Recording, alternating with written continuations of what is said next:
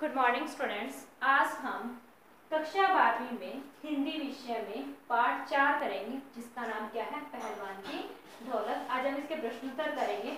इससे पहले वाली कक्षा में पहले 3 प्रश्नोत्तर कर चुके हैं।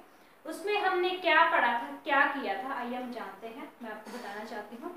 सबसे पहले क्या था कि जो लुट्टन सिंह पहलवान था उसमें और जो ढोल की जो थाप थी उन दोनों में क्या तालमेल था।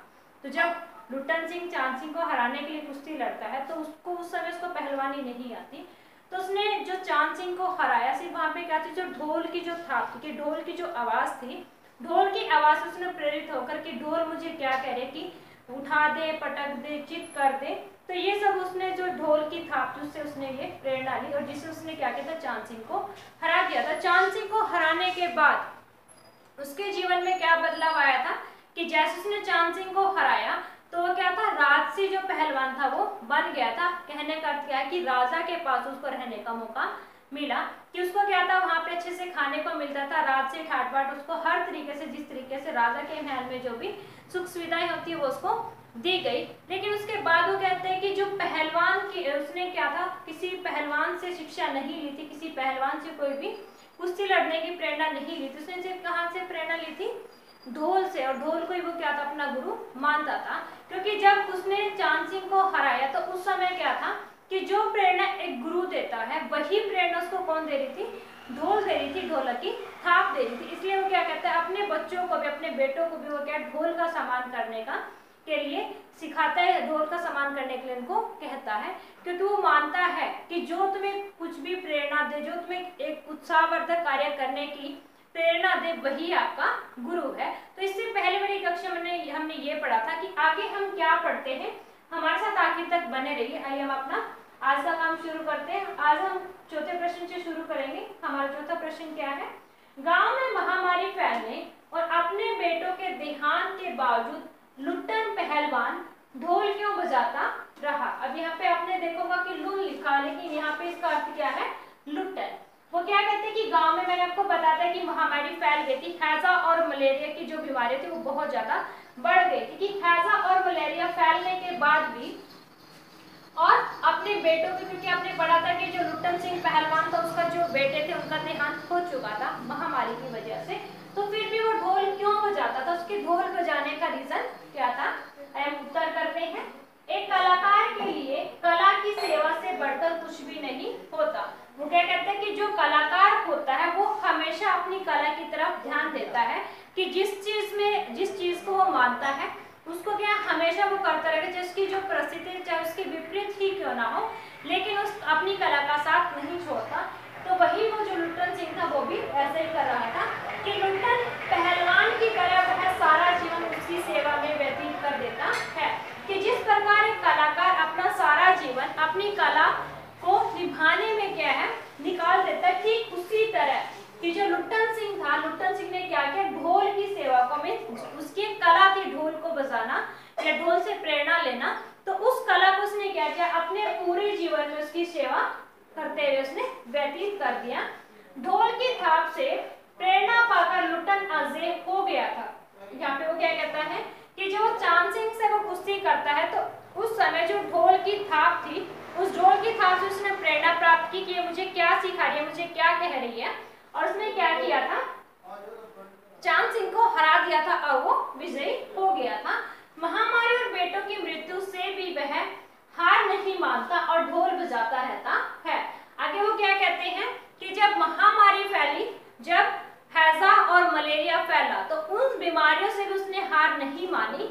हालांकि उनसे हार नहीं मानी, लेकिन उस बीमारी की वजह से उसके दोनों बेटों की मृत्यु हो गई थी।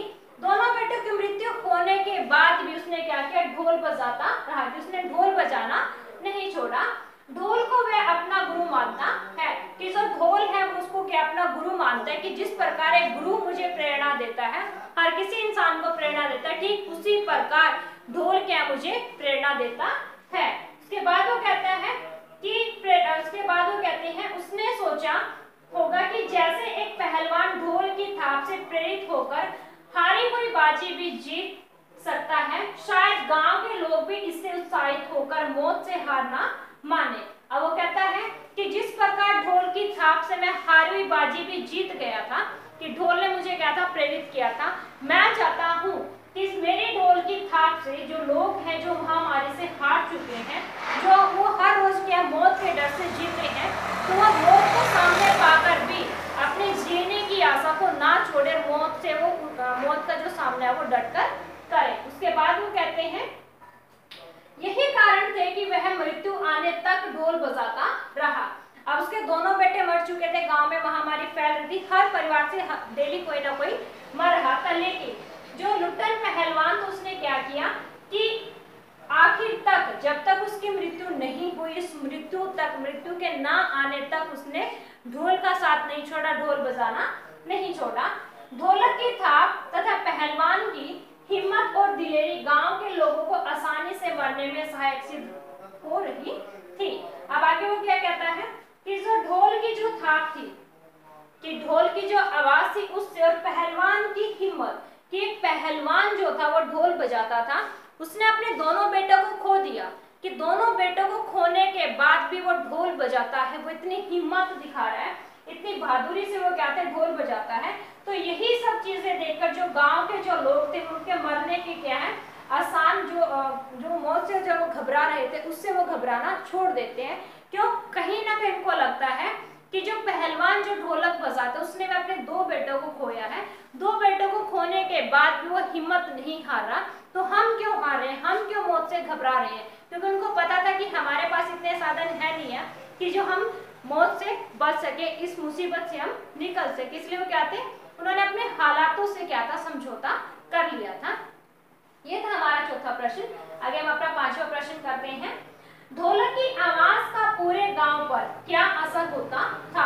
कि जब ढोल बजती थी, जब पहलवान की जब ढोलक बजती है, तो उस ढोल की थाप, उस ढोल की आवाज का गांव वाले के ऊपर क्या प्रभाव पड़ता था, क्या असर होता था? आइए हम इसका उत्तर करते हैं। ढोलक थाप मृत गांव में संजीवनी शक्ति भरती रहती थी। अब यहाँ पे कहते हैं जब ढोलक की आवाज आती थी तो मृत गांव में मरे हुए के समान, या जो मर चुका था, क्योंकि सभी ने क्या थी जीने की आशा खो दी थी, सभी को डर था कि हाय आज उस परिवार से ये इंसान मरा तो कल हमारे परिवार से कौन मरेगा, या किसी को, सबको क्या था कि अगले पल में क्या हो जाए, अगले पल में हमारी मृत्यु हो सकती है। तो कहीं ना कहीं वो इस डर से जीवित रहते थे, जी रहे थे। लेकिन कहीं ना कहीं जब ढोल की आवाज उनको सुनाई देती तो क्या था, एक संजीवनी, उनको एक दवाई की तरह वो लगती थी, कि जब ये इतने माहौल में, ऐसे माहौल में जहाँ पे हर तरफ मृत्यु का साया है, इस साए में भी वो क्या था अपनी ढोल को बजा रहे थे, ढोल की आवाज आ रही थी, तो कहीं ना कहीं उनको वे संजीवनी की बात, एक शक्ति की बात वो उनको अंदर से भर देती थी। पहलवान, उसके बाद वो क्या कहते हैं कि पहलवान संध्या से सुबह तक ढोलक बजाता था, कि जो लुट्टन पहलवान था वो शाम के समय से लेकर सुबह होने तक पूरी रात वो क्या था ढोल बजाता रहता था। ढोलक यह था बूढ़े बच्चे जवान तथा बीमारों तक की शक्तिहीन आंखों के सामने दंगल का सजीव दृश्य प्रस्तुत करती थी। कि वो क्या कहते हैं कि वहां पर जो लोग थे, जैसे बूढ़े भी थे, बच्चे भी थे, जवान भी थे, और कुछ बीमार भी थे जिनको हैजा या मलेरिया हो गया था, उन सब लोगों में शक्तिहीन, कि वो अपनी क्या था जीने की आशा छोड़ चुके थे, उनमें उस हैजा या मलेरिया से, महामारी से लड़ने की शक्ति नहीं थी, उनकी आंखों के सामने कि जब वो ढोल की थाप सुनते थे, तो जब उसने चांद सिंह को हराया था, लुट्टन सिंह पहलवान ने चांद सिंह को हराया था, तो उस दंगल का जो दृश्य था, जो दंगल का जो सीन था, वो कहीं ना कहीं क्या था उनकी आंखों के सामने आ सकता था। संपदन और शक्ति शून्य नसों में भी बिजली का संचार कर देती थी। संपदन क्या होता है कि जो हमारी नब्ज की जो गति होती है, कि जैसे अगर आप डॉक्टर के पास जाते हो तो आपकी जो नब्ज है वो ऐसे पकड़ के चेक की जाती है कि आपकी जो नब्ज है वो कितनी स्पीड से चल रही है, कितनी तेजी से चल रही है। उसके बाद वो कहते हैं शक्ति शून्य नसों में, कि वो जीने की आशा खो चुके थे, कहीं ना कहीं क्या था उनमें बिजली का संचार, कि उनमें क्या थे जीने की आशा, उस महामारी से लड़ने का जो एक उत्साह था वो पैदा हो जाता था। वे मृत्यु का सामना करने से डर नहीं रहे थे, कि अब क्या था जब उनके अंदर लड़ने की शक्ति आ जाती है, लड़ने की हिम्मत आ जाती है, कि जो महामारी थी, जो मृत्यु थी, उसका सामना करने से वो डरते नहीं थे, घबराते नहीं थे। ढोलक की यह था पूरे गांव में मौत के भय को कम कम करके उनमें शक्ति का संचार कर रही थी। कि जो ढोलक की जो थाप थी, ढोलक की जो आवाज थी, वो पूरे गांव में मीन्स गांव के लोगों में क्या था, वो एक शक्ति का मीन्स एक उत्साह का संचार कर रही थी, मौत से लड़ने का, कि आपने मौत से नहीं घबराना है। कि जिस तरीके से मैंने ढोलक की थाप से प्रेरित होकर चांद सिंह को हरा दिया था, ठीक उसी प्रकार आपने क्या करना है, ढोलक की थाप से प्रेरित होकर, उत्साहित होकर आपने महामारी को हरा देना है, मृत्यु को हरा देना है। तो ये था हमारा 5वां प्रश्न। अब आगे हम अपना करते हैं 6ठा प्रश्न। महामारी फैलने के बाद गांव में सूर्योदय और सूर्यास्त के दृश्य में क्या अंतर होता था? कि जब गांव में महामारी फैली हुई थी, मलेरिया और हैजा फैला हुआ था, उस समय सूर्योदय में जब सूर्य उदय होता है, जब सुबह होती है, और सूर्यास्त कि जब दिन छिप जाता है, जब सूरज जो है वो छिप जाता है शाम के समय, सुबह के समय में और शाम के समय में दोनों में क्या अंतर था, ये हमसे पूछा जा रहा है। आइए हम इसका उत्तर करते हैं। महामारी के कारण गांव से 2-3 लाशें हर रोज उठ रही थी। कि जो हैजा और मलेरिया फैला था, जो महामारी फैली हुई थी, उसके कारण गांव से हर रोज क्या था, 2 से 3 लाशें उठ रही थी, 2 से 3 आदमी हर रोज मर रहे थे। चारों तरफ लोग दिन रात दोनों का भय देख रहे थे। अब यहाँ पे वो कहते हैं कि हर तरफ दिन और रात मीन्स जब भी वो क्या थे, जागते थे, तब भी सबसे पहले होता था कि हाँ कौन मरा है, क्या कोई मर तो नहीं गया। जब वो सोते थे शाम को, तो पूरा दिन और पूरी रात उस डर में ही वो निकाल देते थे। सूर्योदय के समय लोगों में यह जानने की उत्सुकता अधिक होती थी कि किसकी मृत्यु रात के समय हो चुकी है। कि जब सुबह सूर्योदय था, जब सुबह होती थी, जब सूर्य निकल आता, निकलने के बाद लोगों में क्या था, जैसे सुबह सब लोग उठते हैं तो वो जानने के लिए क्या थे, उत्साहित होते थे कि रात में क्या है, किसकी मृत्यु हुई है, किसके घर क्या है जो मृत्यु आई है।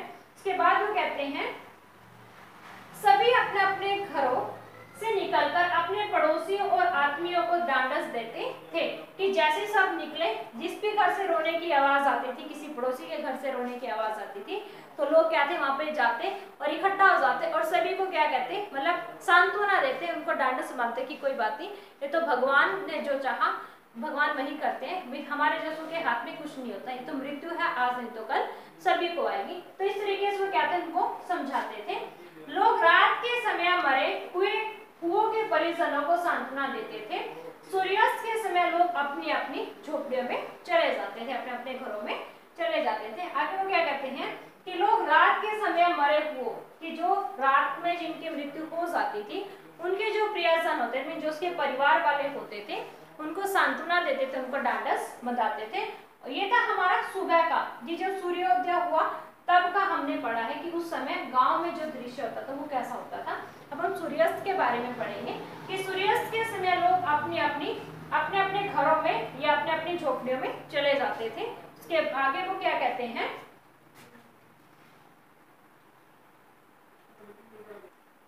उसके बाद वो क्या कहते हैं कि जो लोग थे वो चुपचाप अपने झोपड़ियों में चले जाते थे, उनकी बोलने की शक्ति भी समाप्त हो जाती थी। कि जो लोग थे वो सुबह तो एक उत्साह के साथ उठते थे, लेकिन जब वो मौत को दिन में देखते कि उसकी मृत्यु हो गई, आसपास जब वो मृत्यु होती लोगों की देखते थे, तो कहीं ना कहीं वो क्या थे, शाम तक जो उनके अंदर एक उत्साह पैदा होता था मॉर्निंग में सुबह, तो वो क्या था, शाम तक वो सारा शक्ति, वो बीमारी से लड़ने की, महामारी से लड़ने की जो शक्ति उनके अंदर थी, जो उत्साह उनके अंदर होता था, वो कहीं ना कहीं समाप्त हो जाता था।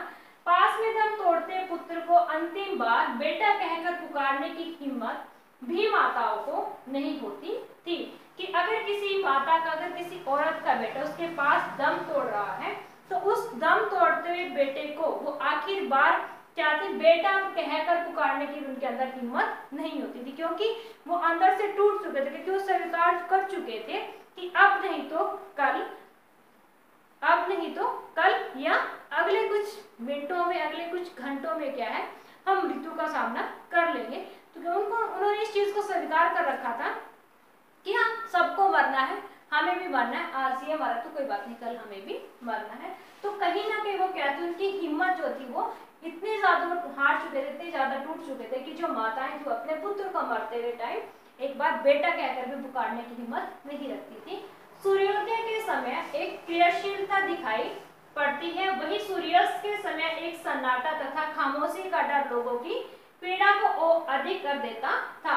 कि जब सुबह लोग उठते थे वो एक दूसरे को क्या थे, सांत्वना देते थे, जिनकी मृत्यु होती थी उनके परिजनों के पास जाते थे, सांत्वना देते थे, लेकिन उनमें क्या था, उस समय उत्साह हमें दिखाई पड़ता था। लेकिन शाम होते होते तक, जब तक सूर्यास्त होता था, उस समय तक क्या था, हर तरफ सन्नाटा छा जाता था, हर तरफ खामोशी का डर कि हाँ आज उनके घर मृत्यु है, कल हमारे घर पे कोई ना किसी न किसी की मृत्यु हो जाएगी। तो ये था हमारा आज की जो कक्षा थी। आज हमने 4 से लेकर 6 तक प्रश्न उत्तर किए हैं। अगर आपको इससे कोई भी फायदा होता है तो अपने दोस्तों से इसको शेयर कीजिए, कमेंट कीजिए, लाइक कीजिए और सब्सक्राइब कीजिए।